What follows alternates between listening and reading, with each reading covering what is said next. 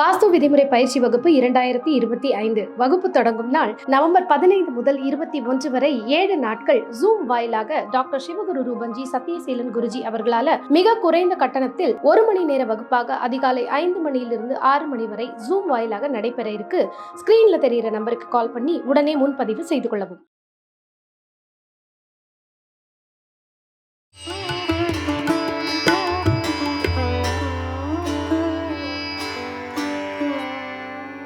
பிரணவ மந்திரம் நேயர்களுக்கு அன்பு வணக்கம். புரட்டாசி மாதம் அப்படின்னாலே பெருமாளினுடைய வழிபாடு அப்படின்னு நம்ம எல்லாருக்குமே தெரியும்.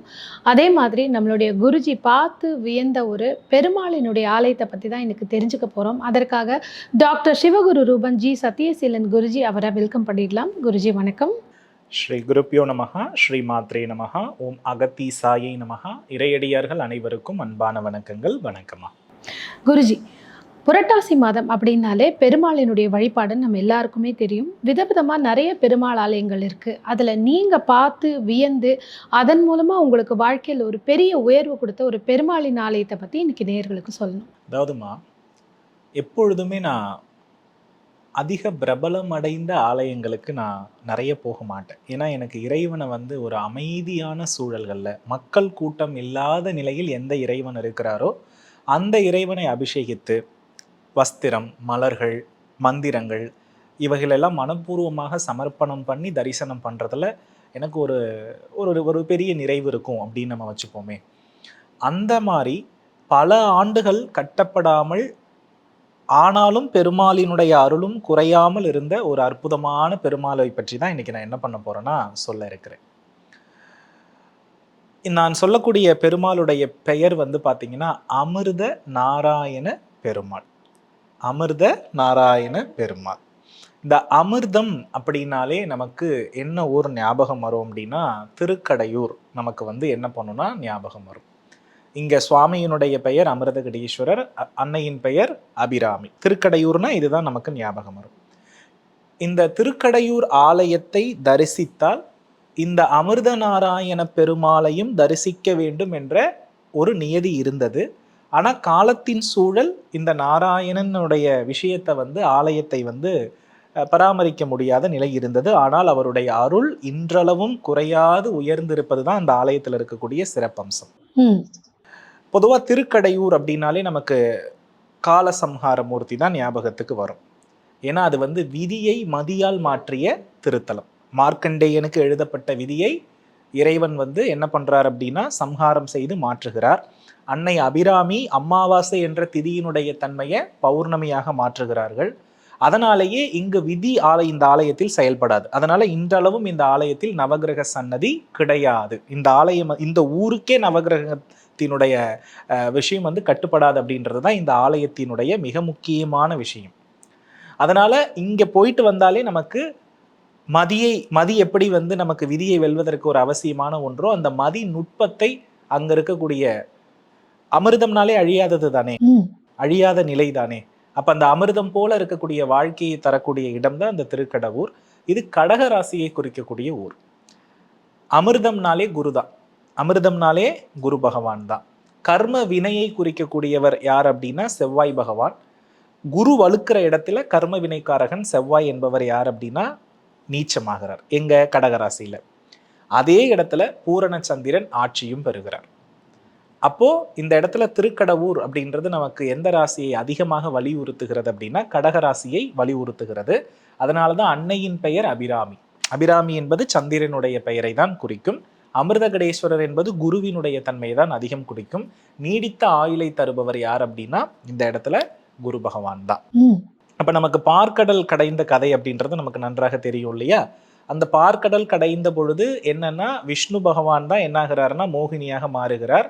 அசுரர்களுக்கு அமிர்தத்தை கொடுக்காமல் ஏமாற்றி தேவர்களுக்கு கொடுக்க முற்படும் பொழுது அந்த அமிர்தத்தை திறந்து பார்த்த மாத்திரமே என்ன ஆகிறது அப்படின்னா உள்ள சிவலிங்க வடிவில் அமிர்தம் இருக்கிறது. ஆனா அம்மையும் அப்பனும் ஒன்று தானே. அப்ப அம்பிகையினுடைய அருள் இல்லை அப்படின்றத அந்த நாராயணன் என்ன பண்றாருன்னா தெரிந்து கொள்கிறார். அப்ப அந்த இடத்துல என்ன செய்கிறார் அப்படின்னா தன்னுடைய மார்பில் இருந்த நகைகளையே கழட்டி வைத்து அதை அம்பாலாக என்ன பண்றாருன்னா பாவிக்கிறார். அந்த அம்பிகை தான் அபிராமி அப்படின்னு சொல்லப்படுகிறது. அந்த அமிர்தத்தை வந்து தேவர்களுக்கு அவர் என்ன பண்றாருன்னா, அதற்கு பிறகு அந்த நகையை அபிராமியாக வழிபட்டதற்கு பிறகுதான் அம்மையப்பனுடைய அருள் கிடைத்து அந்த அமிர்தத்துக்கு ஒரு வலிமை இருந்து அது தேவர்களுக்கு கொடுத்த போது நலமடைந்தது அப்படின்றத என்ன பண்ணுதுன்னா சொல்லப்பட்டிருக்கு வரலாறு. அந்த அமிர்தத்தை கொடுத்த மாத்திரமே வந்து அமர்ந்த திருத்தலம் தான் திருக்கடவூர் ஆலயத்திற்கு அருகாமையிலேயே இவர் வந்து அமர்ந்த நிலையில் ஸ்ரீதேவி பூதேவியோடு அமிர்த நாராயண பெருமாள் என்ற பெயரில் அழைக்கப்படுகிறார். இந்த திருக்கடவூரை தரிசித்த அனைவருமே இந்த பெருமாளையும் தரிசிக்க வேண்டியது அவசியம். ஆனா அவ்வளவு எளிமையான விஷயம் அல்ல இவருடைய அருளை பெறுவதற்கு. காரணம் என்னன்னா, இந்த ஆலயமும் கடகராசிக்கு உட்பட்டு தான் இருக்கிறது. எப்படி நம்ம கவனித்து பார்த்தோம் அப்படின்னா, பெருமாளுடைய இன்னொரு பெயர் இருக்கு, அழைத்து அருள் கொடுக்கும் பெருமாள். அப்படின்னா என்ன? அழைத்து அருள் கொடுக்கும் பெருமாள். அவர் அழைச்சாதான் அங்க போக முடியும். அழைத்து அருள் கொடுக்கும் பெருமாள் அப்படின்னா அவர் அமர்ந்த நிலையில இருக்காரு. அவருடைய இடது கை இருக்கு இல்லையா, நம்ம எப்படி இப்படி வான்னு கூப்பிடுவோம் இல்லையா, அது மாதிரி அவருடைய கை இப்படி வான்ற மாதிரியான தன்மையில இருக்கும். அருள் அப்படின்றது என்னன்னா, இப்ப குருனா தாமரைப்பூ, இந்த கரத்தில் வந்து தாமரைப்பூ வைத்திருப்பார். இப்ப தாமரைனாலே நமக்கு தெரியும் இந்த இடத்துல மகாலட்சுமின்னு அர்த்தம். அப்போ அழைத்து அருளை தரக்கூடிய அமைப்புல அவருடைய ஆலயம் என்பது, அவருடைய வடிவம் என்பது இருக்கிறது. இன்னைக்கு நீங்க போத்தீங்கன்னா அவர் கை இப்படி அழைக்கும், அவருடைய வலது கையில தாமரைப்பூ ஆசீர்வாதம் தந்த மாதிரியே இருக்கும். இந்த ஆலயத்துல செவ்வாய்னா வைணவத்துல வந்து ஆஞ்சநேயர் தானே சொல்லுவாங்க. சைவத்தில் முருகப்பெருமானை சொல்லுவோம், வைணவத்தில் ஆஞ்சநேயரை சொல்லுவோம். அப்ப நீச்ச செவ்வாயாக கடகராசியில் இருக்கிறதுனால இங்க ஆஞ்சநேயர் வந்து பால ஆஞ்சநேயராக காட்சி கொடுக்கிறார். ரொம்ப அழகான ஆஞ்சநேயர், ரொம்ப வாஸ்து முறைப்படி அமைக்கப்பட்ட அற்புதமான ஆலயம். அதுவும் வடகிழக்கு என்பதே குருவுடைய இடம்தான். அங்க பால ஆஞ்சநேயருடைய சன்னதி இந்த ஆலயத்தில் மிக சிறப்பாக இருக்கிறது. வடமேற்கில் அழகான கோசாலை, அந்த குரு உச்சத்திற்கு வந்து கோசாலை என்பது பிரதானம். அந்த கோவிடம் கறந்த பசும்பால் சுட சுட சுட பெருமாளுக்கு நெய்வேத்தியம் ஆகிறது. அந்த பாலினுடைய சூடு குறையாமல் பெருமாளுக்கு என்ன பண்ணப்படுதுன்னா நெய்வேத்தியம் செய்யப்படுகிறது. ரொம்ப காலமாக கட்டி முடிக்க முடியாத ஆலயம். அந்த பெருமாள் பாழடைந்து 1000 வருடத்திற்கு மேல் இருந்து இன்றைக்கு எழுந்தருளல் செய்கிறார். ஸ்ரீதேவி பூதேவி அமிர்த நாராயண பெருமாள், தனித்த தாயார் சன்னதியும் இருக்கிறது. அம்பிகையின் பெயர் வந்து அமிர்தவல்லி தாயார். அப்ப இந்த இடத்துல நம்ம நல்லா புரிஞ்சுக்கணும், ஒரு மனிதனுக்கு 4ஆம் பாவம் என்று சொல்லக்கூடிய சுகஸ்தானம் வலுவாக இல்லை என்றால் அவருக்கு வீடு கிடையாது, வாகனம் கிடையாது, வாழ்க்கையில் அதிர்ஷ்டம் என்பதே கிடையாது. அப்ப அதிர்ஷ்ட வாழ்க்கை வேணும் என்றால் இந்த அமிர்த நாராயண பெருமானை வழிபடுவது சிறப்பு. அதாவது அழைத்து அருள் கொடுப்பது. இப்ப நான் சொல்லிட்டேன், அந்த போற கொடுப்பினை, அழைக்கிற கொடுப்பினை அவர் கையில். அந்த பெருமாளுடைய திருவுருவத்தை பார்த்து நான் மெய்சிலிர்த்து போனேன். காரணம் என்ன அப்படின்னா, ஒளிப்படாத சிற்பம். ஒளிப்படாத சிற்பம். ஒரு கல்லின் மேல் வந்து பாத்தீங்கன்னா ஒரு உளிப்பட்டு காயம் இல்லாமல் நார்மலான ஒரு கல்லிலே கல்லால் உறைந்து செய்த பெருமாள். ரொம்ப அற்புதமான ஆற்றல் அந்த பெருமாளுக்கு இருக்கிறதுமா. இந்த பெருமாளை நான் பார்த்த மாத்திரமே ரொம்ப வாழ்க்கையில ஒரு நிறைய மாற்றத்தை கொடுத்த ஒரு இறைவன். அதனால யாருக்கெல்லாம் வாழ்க்கையில் இந்த அதிர்ஷ்டம்னா நான் அனுபவிச்சதே கிடையாது, நிம்மதியா அது எங்க இருக்கு, கடனா வேதனையா இருக்கிற, ஒரு கடனுக்கு இன்னொரு கடன் மாத்தி மாத்தி கொடுத்துட்டு இருக்கேன் அப்படின்றவாலாம் இந்த பெருமாளுக்கு தாமரை மலரும் துளசி மாலையையும் எல்லா கிழமையிலும் இந்த பெருமாளுக்கு போகலாம். இப்ப புரட்டாசினே குருஜி சனிக்கிழமை தான் சொல்றாரு, கிடையாது. இந்த பெருமாளை வந்து திங்கள் கிழமை வழிபாடு செய்வது ரொம்ப ரொம்ப நல்லது, புதன்கிழமை வழிபாடு செய்வது ரொம்ப ரொம்ப நல்லது.